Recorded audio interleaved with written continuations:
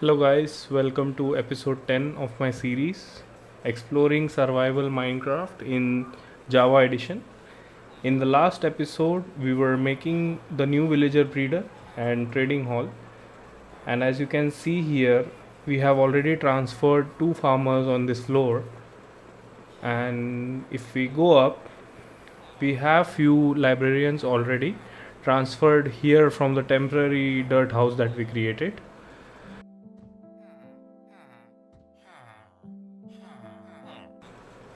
So now here I'm making villager breeder below the ground level, so that means below the level where the farmers are. Here we will keep extra villagers, and here is the place where actual breeding will take place. We will also try to make some sort of transfer system from here to the floors above.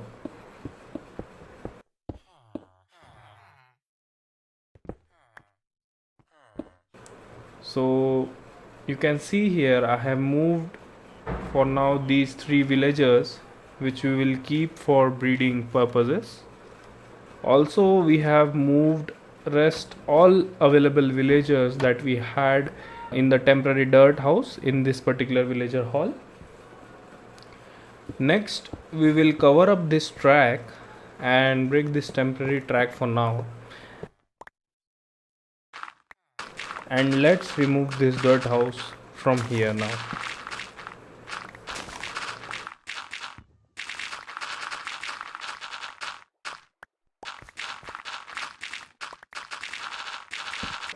Now let's start by creating an outline of the structure that will be outside our villager cubicles.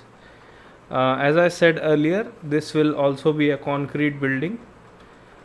So I'm just creating an outline of the building here, and then we will start to make the actual structure.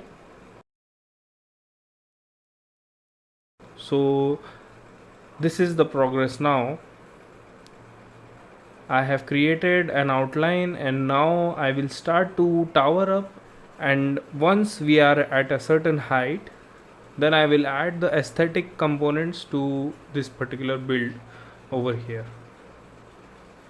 So off camera I have been working on creating an outside structure of the building. To make this little bit future proof, I am thinking of making the structure such that it can accommodate around 6 floors of villager cubicles, so we have ample amount of space for future expansion. Now since we are creating a big structure, we are running out of concrete pretty fast. This is why you can see now I'm again collecting sand here, and after this I will go and collect gravel as well. So after collecting a lot of resources, you can see that our tools have lost a good amount of durability. So this is why I'm here at my mob XP farm to repair them, as they have mending enchantments on them. So I will wait here for some time and wait for the mobs to get collected here. And if you have tools and you have mending on them, you basically have an ability to repair them with the help of XP orbs that are dropped either while killing mobs, smelting stuff, trading with the villagers, or beating the ender dragon, beating any other bosses, etc. So by having mending on your tools, you can very easily repair the lost durability of the tool, instead of using diamonds for diamond tools or iron ingots for iron tools or netherite for the netherite tools. In Bedrock edition you need to hold the item in your offhand, and in Java edition you can hold it in any hand, and make sure you don't have any other item in your hand that is also having mending, else what will happen is the XP will get distributed between the items that have mending on them. So usually what I do is I hold the item in my off hand that I want to repair, and in my right hand I just hold my sword to strike the mobs. As soon as I strike the mobs, I remove that selection and go to a clear selection in the hotbar, so that I only have the tool with mending on my offhand, and that is how we can repair it very easily. As you can see here, we have decent loot from the mobs that I will take with me and organize it properly in my storage. So let's get this mob loot. So this is how you can easily come to your mob farm, wait for some time or AFK some time, and then once mobs are collected, kill them and repair your tools, weapons or any armor which has mending on them. Now guys, I will show you a time lapse of the structure build that we did. When we come back, we will do more enhancements to that particular build.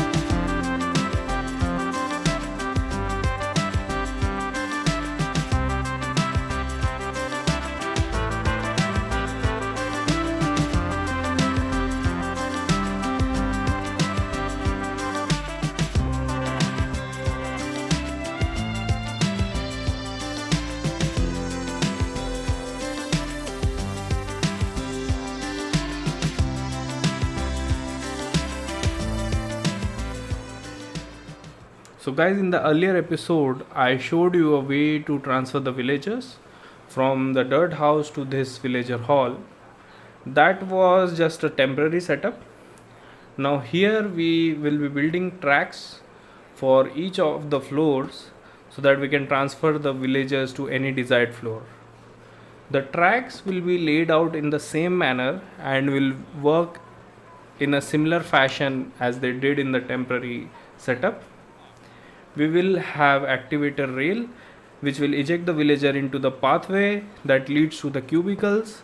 The minecart will get broken by cactus and get collected in the hopper and then in the chest so that we can reuse it later. So here I am trying to build the transfer mechanism of the first floor.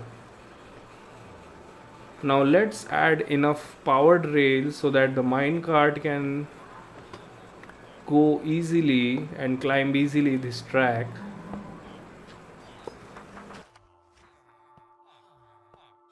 Now let's test it once. We don't have enough power here, so let's change this block and add few more powered rails.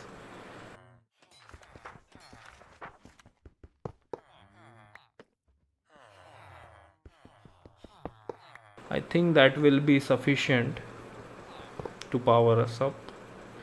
So now let's test it again. Okay, nice. So it seems to be working as expected now. This is how we will design the track for each floor above and make different tracks to transport the villagers to different floors of the structure. So I was short on gold, so I went to the nether to get some gold, and we have collected a lot of gold nuggets along with other stuff as well. So now let's keep everything at the respective places, and then let's use these nuggets to create some ingots and then make some powered rails. Now as you can see here, we are on the edge of the back wall of this build, and I have deployed transfer system for only one floor. That means we have to enlarge this build from the back in order to accommodate for the transfer module for 6 floors. So this is why I only placed concrete blocks for now and didn't do any aesthetic improvements, as I knew we would need to rebuild the structure in case of any shortage of space. So now I will first build the transfer modules that can be accommodated here, and then we will see how much we need to enlarge this back wall. So off camera I removed the existing back wall and I enlarged the villager hall from backside a little bit. Now I'm thinking to build out the third transfer module and complete everything with respect to these 3 floors. So let's do that first. As you can see here, we now have 3 doors for traveling to each floor. I will put some slabs here so that the villagers, if they come out of this breeder hall, they can't escape out, and while traveling the minecart they don't get suffocated as well. So I'll just add these slabs. Now once we have everything functionally ready, then I think I should start the aesthetic improvements on this build. So let's wait to complete the functional aspect of this build first. Now let's test our tracks. So let's go for the first floor.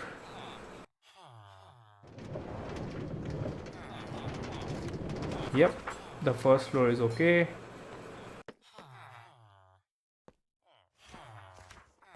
Let's go for the second floor. That is also looking fine.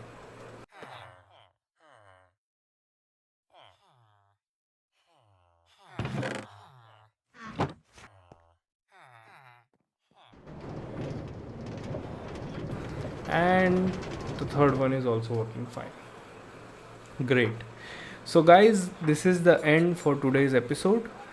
We will keep on improving this build more in the future episodes. If you like more Minecraft content, please check our playlist on Minecraft tutorials.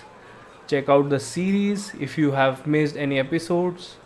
If you want to check out other games, we have Shadow of the Tomb Raider and Control Ultimate Edition walkthroughs as well. So guys, please like the video, subscribe to the channel, share this video with your friends, and I will see you in the next episode. Goodbye.